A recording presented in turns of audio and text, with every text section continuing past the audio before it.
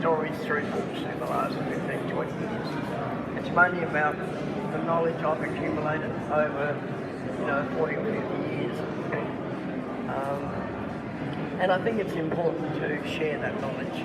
I come from a practical background, not a scientific background, but I've been able to meet with the scientists and learn and share together. So this book is about knowing and growing wattles. Australian native seeds are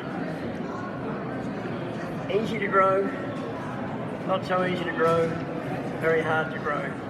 But wattles fit the easy to grow plants. They're very easy to grow, and there's a little bit in there about. The little attachment of an acacia seed to the pod is actually what we would call an umbilical cord. It's attached.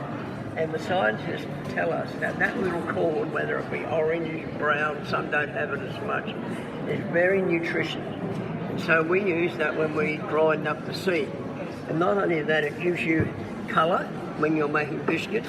You'll notice on the back of the book, there as they are here, and on the back the same varieties, utilised like that. So you can add a little bit of colour. And when you've had your wattle mix, before you put your biscuits and things in the oven, sprinkle a few of those on top, and they will cook as well. And it just makes it very attractive when you bring the biscuits out, particularly for children. Okay, one that grows not here in Western Queensland and out there called Georgiana. It's one of the gidgies that the foliage is known to be a bit poisonous for stock.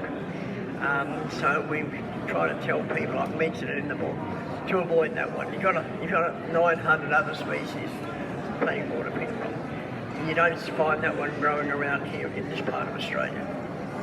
Good question. Yes. Yeah, all in here. Okay. I wrote a book years ago, and I mentioned acacias just briefly. And I just said, they grow here and they do that. It's good, and their nutritional value is good. That's all I put. And the lady rang me up and said, I want to know how good it is. So I thought, one day I'll write a book on acacias and put it all in there.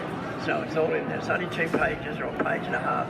But it's the up-to-date knowledge from the scientists, not from me. And it is really good. Equal to some of the other flowers.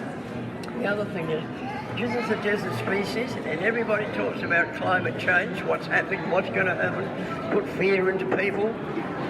If it does happen, this fella will still be out there growing. It will tolerate a lot of change.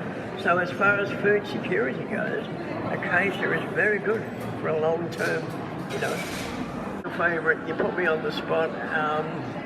Depends where I am in the part of Australia, If I'm down south, I like the southern acacias. Up north, I love the northern one.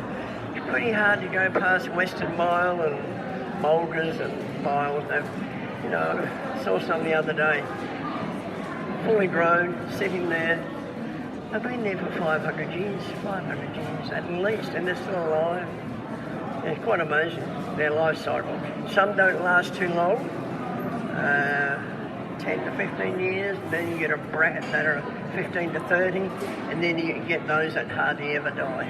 They just rely on a bushfire or something to regenerate them. Notable wattle, that's quite a good one. Another one is called calamifolia, or now got a new name, Eutycarpa. It's quite alright.